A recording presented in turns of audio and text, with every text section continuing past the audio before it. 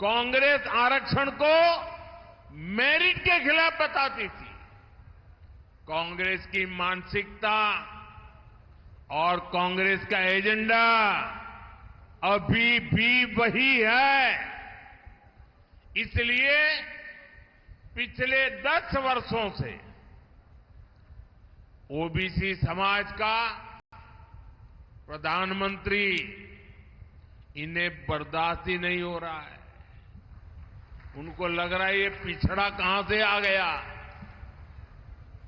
इसलिए कांग्रेस के शहजादे विदेश में जाकर खुलेआम बयान देते हैं कि वो आरक्षण को खत्म कर देंगे। भाइयों बहनों, अब अपने एजेंडे को लागू करने के लिए, उसे आगे बढ़ाने के लिए कांग्रेस और अघाड़ी एससी, एसटी, ओबीसी को छोटी छोटी जातियों में बांटने का षड्यंत्र रच रहे हैं।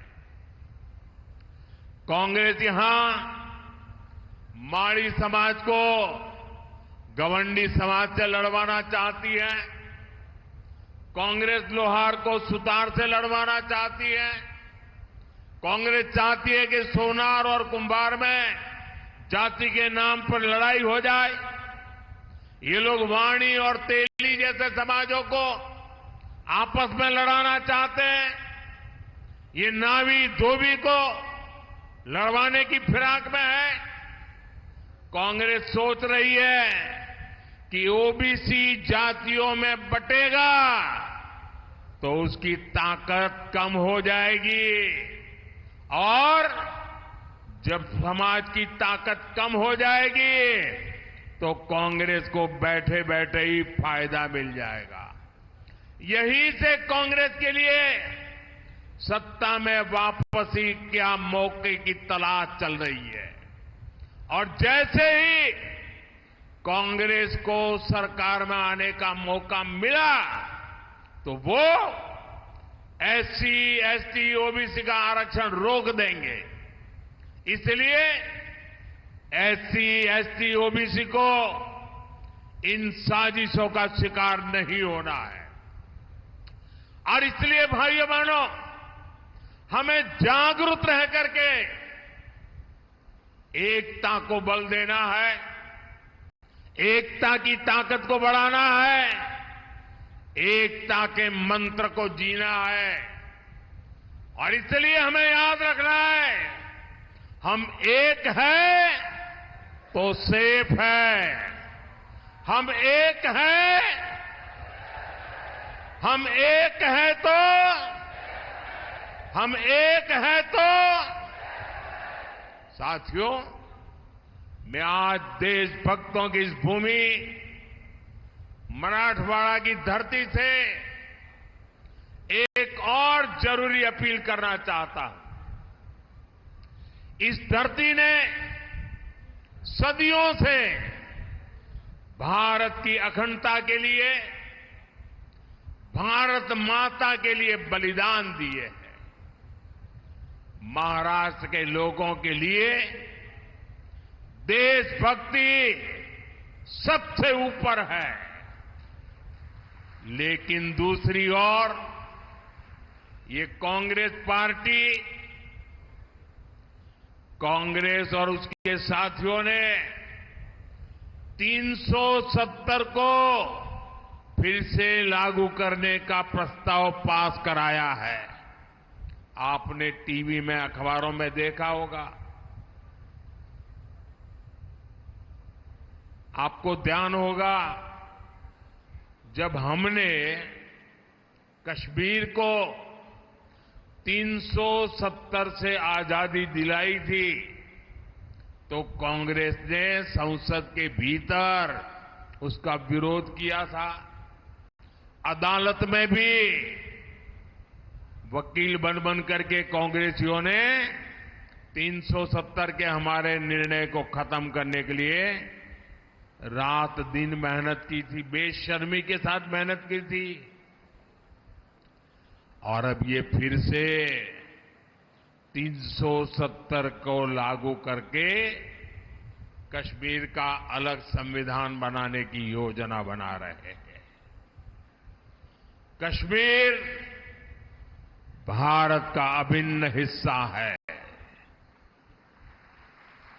कश्मीर में बाबा साहब आंबेडकर का संविधान चले, कश्मीर से आतंकवाद का नामो निशान मिटे, ये हर देशवासी का संकल्प है। लेकिन कांग्रेस का सपना क्या है? कांग्रेस का सपना कश्मीर से बाबा साहब के संविधान को हटाने का है। मैं तो हैरान हूं, पाकिस्तान के अलावा अगर कोई ये सपना देख रहा है तो वो कांग्रेस और उसके साथी है। पाकिस्तान की भाषा बोलने वाली कांग्रेस और उसके दोस्तों को क्या महाराष्ट्र के मेरे भाई बहन, संभाजी नगर के मेरे भाई बहन ऐसे लोगों को सबक सिखाएंगे कि नहीं सिखाएंगे? साथियों, हमें महाराष्ट्र में एक मजबूत और निर्णायक सरकार की जरूरत है। कुर्सी के लिए आपस में लड़ने वाले अघाड़ी के लोग महाराष्ट्र के हित में कभी काम नहीं कर सकते। इसलिए मेरा आग्रह है, ज्यादा से ज्यादा संख्या में महायुति उम्मीदवारों के पक्ष में वोट करें। मैं आपको भरोसा दिलाता हूं, अगले 5 साल में महाराष्ट्र विकास की नई ऊंचाइयों को छुएगा। इसी संकल्प के साथ आप सबका ये प्यार, ये आशीर्वाद, इसके लिए मैं आपका बहुत बहुत आभारी हूं। मेरे साथ बोलिए, भारत माता की, भारत माता की, भारत माता की। बहुत बहुत धन्यवाद।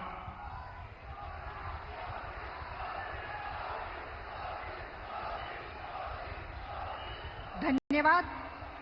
ये थे हमारे प्रधानमंत्री जी, विश्व नेता, लोकप्रिय नेता, मार्गदर्शक, सतत कार्यरत, जिनका सपना है हर लाडली बहन को लखपति बनाने का। So that was Prime Minister Narendra Modi addressing a rally in Chhatrapati Sambhajinagar in Maharashtra, formerly also called as Aurangabad. And it's very interesting that he's decided to devote much of his attention in that speech to targeting the Congress party, attacking them on multiple fronts, including what he described as their opposition to the abrogation of Article 370 and the protests that took place on the part of the opposition in Parliament. He repeated the "Ek hai to safe hai" theme that's been recurring in speech after speech of his in the Maharashtra election campaign as well. It must also be told to our viewers that the All India Majlis-e-Ittihadul Muslimin has also fielded a candidate from Chhatrapati Sambhajinagar, formerly known as Aurangabad. There are some more reactions as well. But before that, let's also once again play out what the Prime Minister said. हमने बाला साहब ठाकरे की इच्छा को पूरा किया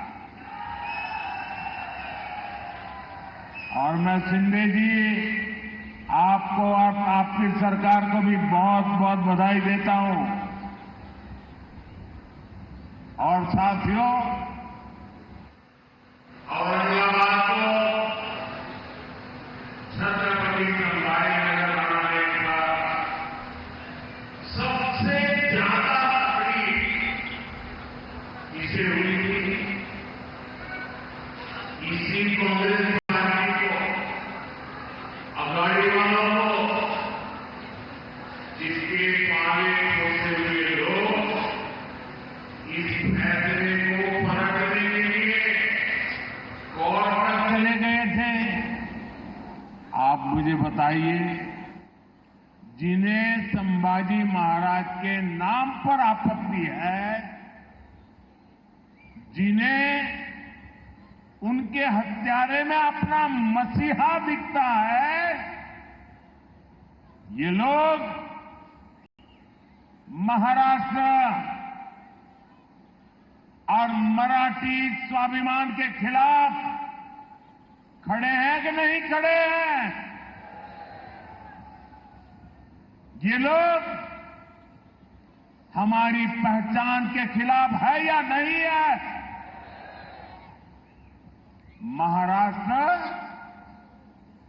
क्या कभी भी ऐसे लोगों को स्वीकार करेगा क्या? साथियों, महाराष्ट्र को विकसित भारत के विजन का नेतृत्व करना है। बीजेपी और महायुति इसी संकल्प को लेकर काम कर रहे हैं। इसलिए आज महाराष्ट्र में आधुनिक इंफ्रास्ट्रक्चर का निर्माण हो रहा है। आज समृद्धि महामार्ग संभाजी नगर से होकर गुजर रहा है।